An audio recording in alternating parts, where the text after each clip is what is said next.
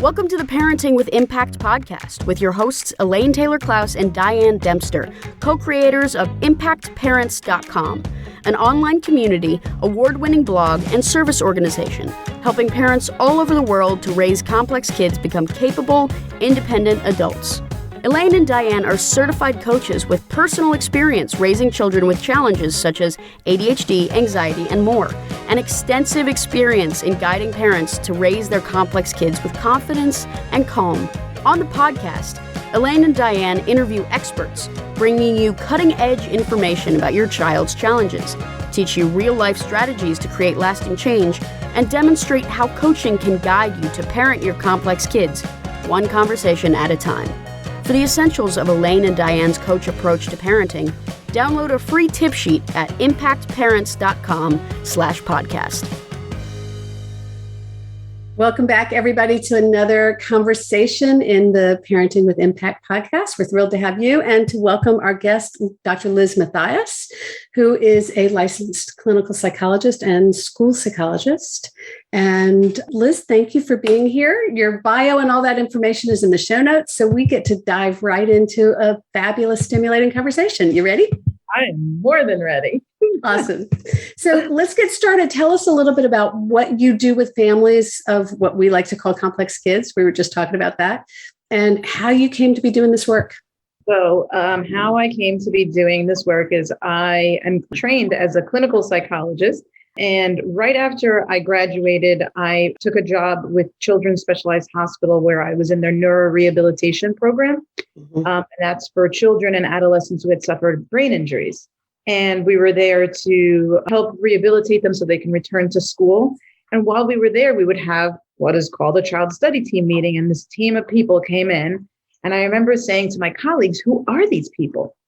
And so this is after you graduated from college or from? I graduated from graduate school. Once I had my PhD. Okay, got it. So I wasn't exactly sure. And so they were like, this is the child study team and there's a school psychologist. And I'm like, because, you develop a very intense relationship with these kids. You see them every single day. You're a part, like I would do their psychotherapy and run the groups. And so I got to know each one really well. So as we were letting them go, I was like, where are they going? And who is this person I'm releasing them to? And I thought to myself, I want to be that person on the other side to receive the kids. I remember my colleague said to me, then you would want to be a school psychologist. And I was like, but I just graduated with my doctorate. What does that mean? Like, why didn't anyone tell me this before? So I went back and I got certified as a school psychologist and started working in the schools.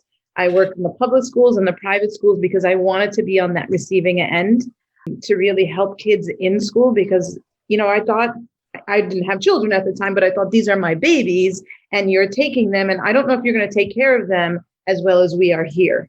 Yeah, I love that. So that's where the whole school psychology thing came from. And I was literally like, the ink on my degree hadn't even really dried. Right. And I thought I'm going to go back and do more schooling. And I did. And I was But you're a magical unicorn because that magic combination of the two different areas of education, when you combine them, I can imagine that it has a really powerful impact for families because there's so much siloed in these worlds of supporting for kids. And I love it all because I can delve into it. I can do the testing. I can do a lot of different testing and I can look at the data to support the programs that they need in school. And so I loved being a school psychologist and being a part of a team and working with the families. And I could always offer more just because I had more training. So I did. And then slowly I got pretty frustrated with now that I couldn't do as much as I wanted. Yeah. There are definitely some limitations of working in a bureaucracy quite that large. Right. My role was pretty prescribed and I wanted to do more. And they were like, no, you can't write that in the report, or no, you can't provide therapy for every single student in the school. And I was like, but why? Because you're not going to have enough time and we'll give it to someone else. But it's like, but no, I want to run social skills groups. I want to do the therapy. And I kept, being put back into my role. And I realized that wasn't going to work for me in the long term.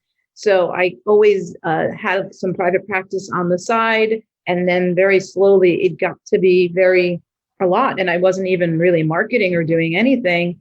And so when I was pregnant with my third child, I really had to make a decision whether I was going to continue in the school or pursue private practice. But it was a huge leap of faith. There was a lot of anxiety and prayer around that. Understood. I did it. Yeah, I know. And so I did it. And it was like the best decision I ever made, because I really get to help families and students on a very deep level. And I can make recommendations. And what I hear is a very individualized level. You can really help them figure out what their needs are and then pursue those needs without the constraints of this is what we can and can't do. Right. And I can also support parents in knowing what to ask for, because a lot of times it's not going to be offered. But if a parent goes in and is well informed and knows what to ask for, given what the data is supporting, what I support in a written report or through consultation. So to answer your question of how do you work with families, my team of 6 therapists and I provide a variety of different resources and supports: family therapy, executive functioning coaching, play therapy. But we look at every single child in a very, very individualized way. And what does this specific child need at home, at school, from us as a therapist? What do they need from their parents? So we offer a lot of side-by-side therapy for the child, but parent coaching as well, and help, because we understand it's a system. So we can have a child come in and we can come up with all kinds of resources, but if we don't have a family system that's supporting that growth and not supporting that communication or supporting that gaining independence or whatever it is, then we realize then the system becomes stagnant and frustrated. So we work with the entire system, and we definitely work very much hand in hand with the schools as well. So let's talk a little bit about what you're experiencing. So most of the people listening to this podcast will either, for the most part, be parents or professionals or both, often both in our community. What do parents of complex kids need to understand better? Like, what do you feel like if you pull back a little bit, not from the nuances of each individual child, but look at the bigger system that we're looking at? What do parents need to understand better? What are they missing? So I'll tell you what I think based on my personal experience in parenting 3 very different children. And as a professional, seeing many, many children, I think there is no one size fits all. So I'm very much about that individualized approach, and I'm parenting my 3 children in 3 very different ways. And really taking a look at what your child needs from you and wants from you. And most of the time, it's a lot of listen to me, hear me, provide me with that safety and nurturance. I like to take it back to those basics of connect with your child first, because then they can hear you and you can hear them. And really taking into consideration your child's temperament and how they can best hear you. Because I have one child right now who we do a lot of communication via texting, and another child where we have to be sitting face to face. We have to be, I have to have my full undivided attention. And I have one child who, is running around and I chase him, and that's how we have our conversations. Or sometimes it's while we're in the car, or sometimes it's in bed.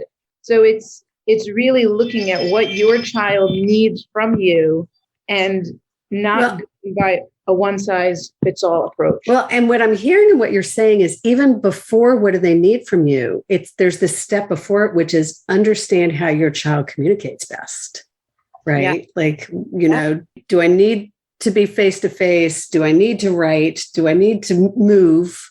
Those are the 3 you just described. And there's more for, more kids out there, but it's really meeting. The language we use at Impact Parents is meet them where they are. That's I didn't put that language together, but thank you for saying that. Yeah. Now I'm going to reference it that way. I've also been listening to a lot of audibles that Dr. Chifali, a lot of her conscious parenting. Yeah. And I think it's fascinating. With the piece that really resonates with me the most is that we didn't bring our children into this world so that they could be reflections or extensions of us, but that our children are here, that we're basically the modality through which our children came into the world. And now it's our job to really nurture whoever they will be.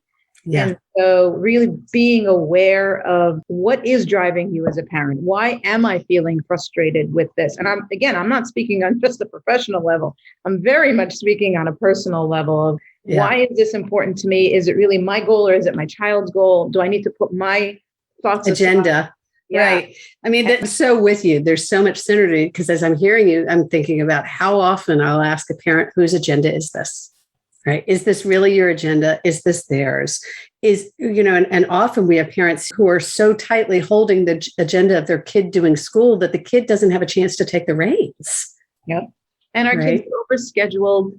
Now, I know a lot of that settled down in the middle of the pandemic, but we're kind of revving up again. And I can't help but say this has been my golden mantra forever, which is one activity per child per season. Yeah. Because outside of that, it's too much. And our children, I don't think, have enough downtime. And I think, I've learned a lot from my own child because I have one extrovert, one introvert, and one who's a mix. So, and my daughter will be like, I saw a friend like 3 years ago. What are you talking about? We're done. I've had enough social. Or even if she's been with a friend, she'll say to me, I'm all friended out. I need downtime. Please don't talk to me. And I'm like, okay. I'm with you. My kids will come home and say, social is hard. Social is hard, Mom. I'm done. And it really is. And I think particularly as people are coming back out of the pandemic and there's been so much more solitude, those who are not extroverted, it's exhausting to be talking so much and interacting so much and engaging so much. We really need to understand that they're not being difficult. They're spent. Right. And I think it's even I'm an extrovert and I really gain my energy from being people. But going through this pandemic, I think I've realized and respected that, yes, I love being around people, but I have to build in my downtime so I can re-energize so that I can do it again, which I love. I crave people. But I think I realized that I need my downtime, which is not a lot, but I still have to You still have to have some. I'm laughing. You're watching me smile because my husband is a raging extrovert. And at some point in the pandemic, he said to me, honey, I think I'm getting in touch with my inner introvert. I'm like, no, sweetie, this is called being a hermit. It's different. But I do love what you're saying is that because none of us are completely extroverted or completely introverted. We all have that capacity and that range. And it's really important. So part of knowing who your kid is knowing how they like to communicate and also knowing where they get their fuel, where they get energized. Right. Some will be energized by time alone. Some will be energized by being with people.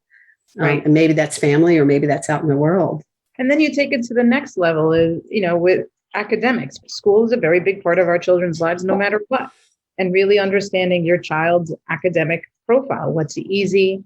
What's hard? Do they need supports in school? What kind of supports do they need in the school? So I'm preaching to the choir a bit, but it's that big picture with all the different parts and really addressing whatever part needs the most attention in that moment. So I want to dive in a little bit. As a friend of mine would say, I want to double click on that. Okay. I like that. I do too, but it's not mine. So we have this tendency to say, what I like about what you said is let's see where their strengths are, where their challenges are, and then let's give them the attention they need. And we have this tendency to interpret that as let's go do something about their challenges. And with our kids, it's every bit as important to play to their strengths. Absolutely. And I'm saying that knowing you're going to say absolutely. So will you talk a little bit about giving them the attention they need is not always fixing the problems. Sometimes it's exactly not fixing the problem, but it's something else. So back to you. So I love to start with where's your strength? Yeah. Because I want to use your strength to help in those areas of weakness, but not really putting a lot of attention on the weakness, but more on your strength. Because right. We all have weaknesses, but let's see where your strength is, because that is going to help us to think about all the different ways that we can then maybe put together supports in place or to help you think about something a little bit differently or how to approach a task a little bit differently. And what I love with the psychoeducational assessments that I do is that I spend the day with a student, and I've spent a lot of days in the past couple of weeks because the school year is about to begin. So a lot of parents want their kids tested. Right. So I get to spend like a full day with a teenager where we're just having this conversation. And as I'm going through just even the testing process, my thought is, well, you are this type of a learner. And so when I understand why this is harder for you, but this is your learning style. So understand that, be proud of it. And we have to teach you how to advocate for yourself, because this method is not going to work, but this will. Yeah, I love that. I see their face light up. And because I know, having worked in the schools and watching my own kids, is when they can't do something based on how everyone else is doing it, you see that deflation, which I hate. Well, so the story that's coming up as I'm hearing you say this, and I love this, is my middle kid, when she was in, like, I don't know, third grade, she was she has dyslexia, and she was in a special program within the school for remediating the dyslexia. And she is a math and science kid for whom English, not so much, right? English is more of a challenge. And so the way they set up a reward system for her in the classroom was they kept a stack of Sudokus in a box, in a cubby. And whenever she finished a writing assignment or a reading assignment or whatever, then she got to go do a Sudoku. And for her, now I know that's not a reward for all kids, but it was for her, because it was really playing to her strength. And what that school did better than absolutely anything, yes, they taught her to read and write, but more than that, they taught her to really celebrate her strengths in math and science. And so here she is now in her 20s, going into medical school. And, she still struggles with reading and writing, but man, can this kid do science? And because early on, some really brilliant teachers let her know that that's where she really needed to put her attention. That's great. I love hearing that. Isn't that a great story?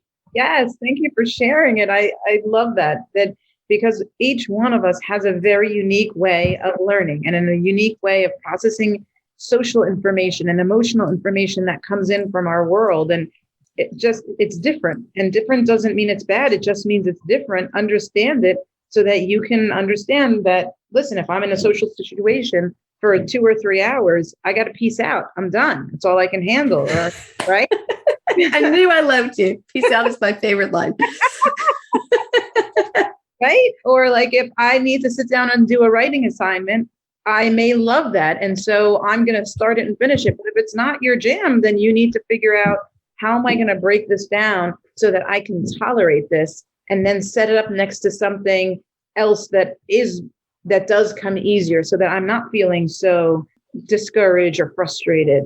And I think, again, it's like taking all the puzzle pieces for each individual child and saying what works for you, because it's not going to be the same as the next person this way or that way, or even your sibling or family member. So let's make this real, okay? Because I told you at the beginning, what I said was that we're going to have a great conversation, then we're going to figure out what it's about later, because that's how I roll, right? And so what I think our conversation is about is, what do our kids need from us, right? So can you make it really practical for a minute? Like, what's the message you want parents to hear? I get the big picture of look at how they learn and how they communicate and all that. But like, if there was one place you would direct them, what would it be? Like when your child is speaking to you, or is frustrated, or is giving you attitude or whatever, for me personally, it stirs up a lot of emotion. And I have to be very aware of what it's stirring up for me, because most of the time, heck, like all of the time, it's the emotion that's coming up for me is not about my child. It's about something else. And I have to learn to set that aside and say, what does my child need from me right now? Yeah. And that change. And it's hard, because for parents who like, formulas and scripts, this isn't it. What I'm saying is you have to roll with it. And if you're not a roll with it kind of person, then parenting is really hard. I call it a bring it on attitude. Right. I want to get parents to a point where it's like, bring it on. I got whatever's coming at me. I can handle it. And the way to do that is what you're saying, which is to realize that other people's stuff is their stuff, and their kids' stuff is their stuff. And to not take it personally. And that can be hard to do. That can be very, very hard. I mean, I've been in my own therapy going, why is my child instigating me with this high intensity? And something is not commensurate here. Help me. And I realized it was my own stuff that was coming up. And it usually is, right? So the reason that behavior training for parents is part of treatment for kids is because the change starts with us. Right. It's how we're communicating, how the nuances of how we're communicating set the tone for the dynamic in the relationship. I think you're going to find this amusing. So I work with a lot of parents, right? Yep. In the way that you do. And I'll say to a parent, so that your child's response is making you very angry. Where is that coming from? And a lot of parents will say to me, wait, this is about me? Right. I thought we were fixing the kid. And I'm like, yeah, but this is like a family affair. Right? And that's sometimes the mindset of, I'm bringing my kid to you, fix my kid and bring him back to me. And what I'm saying is, sorry, Charlie, we have to look at the whole system because everybody plays a role. Systems are systems and they're dynamic and they're constantly in motion. So if you shift one piece, the rest, everything else gets shifted. It's like when you change the furniture in a room. Now, all of a sudden, I don't need that end table. The ottoman's got to go. Right? Yeah. Great analogy. I like that. Yeah. So things have to shift. You have to move around, look at it differently and respond differently. And that's definitely like, if parents who come to work with me are not going to be, sitting there going, so, we're not just reading a magazine in the waiting room. Everybody has to, pull up the sleeves. We're going out to play in the dirt. Let's go. Yeah, I'm so with you. Well, so many things are coming up, but this notion of what they need from me is to manage me, right? Is to manage my reactivity. So if I'm feeling like my kid is being rude or disrespectful, well, maybe they are. But, if I get curious instead of furious, I can begin to understand what's causing them to behave or react that way.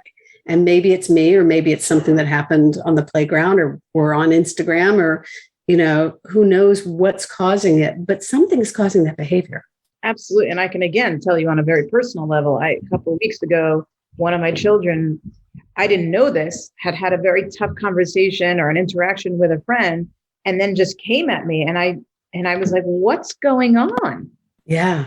Because it wasn't about what I was asking him to do. And I think he's trained enough now to be like, okay, this doesn't have to do with this.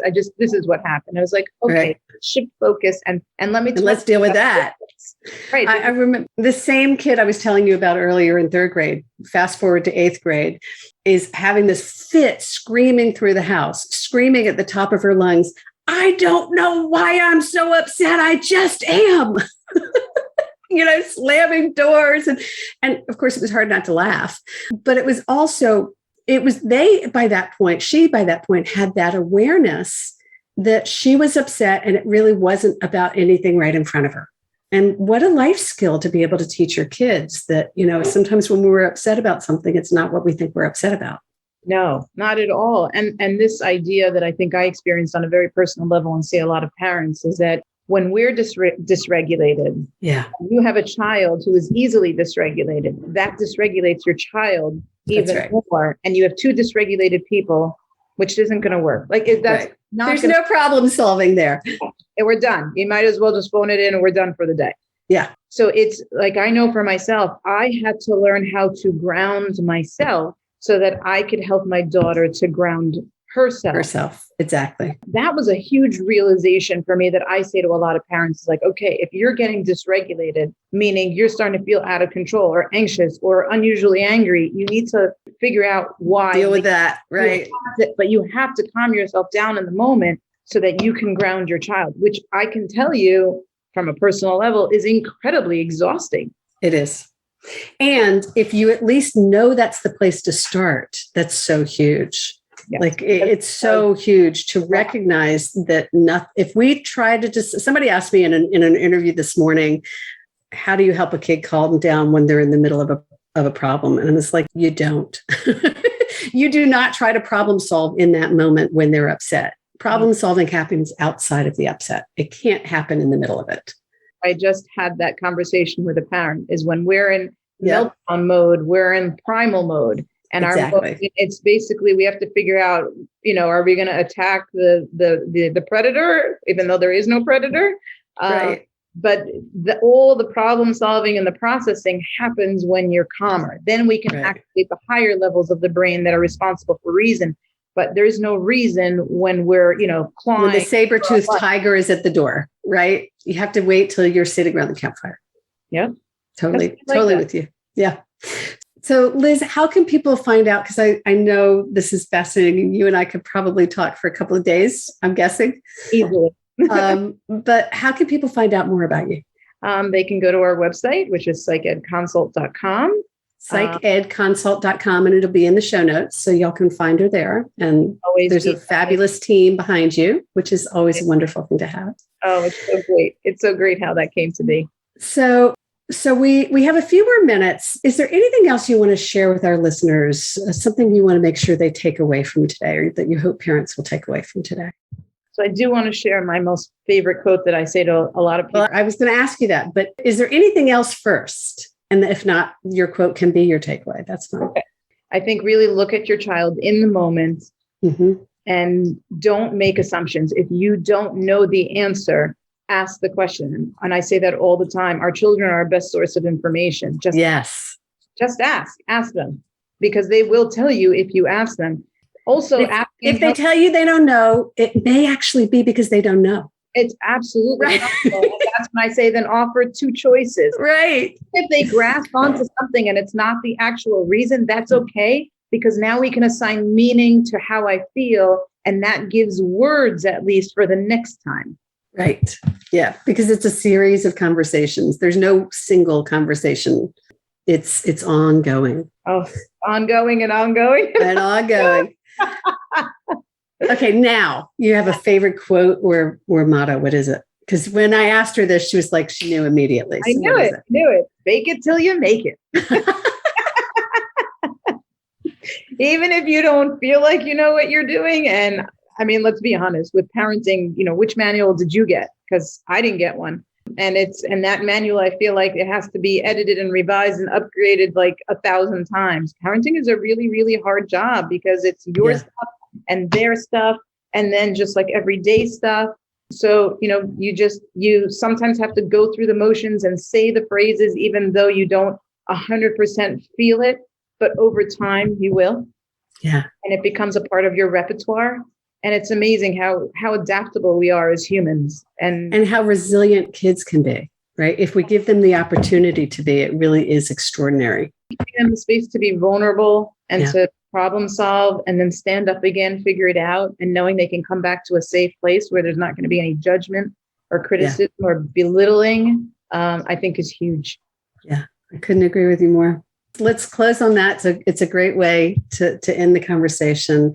Liz, thank you for being with us. Thank you so much for having me. Our guest has been Dr. Liz Matheis. She is a licensed clinical psychologist and certified school psychologist, and has shared a lot of wisdom with us today about what it means to be in conversation and in relationship with our kids, and to really pay attention to what our kids need from us most, which is, what we're about at Impact Parents. So particularly grateful to have you here and to be having this conversation. And to those of you listening, thank you for tuning in, for being part of our world, and for doing what you're doing in your world for yourself and for your kids. You make a difference. Take care, everyone.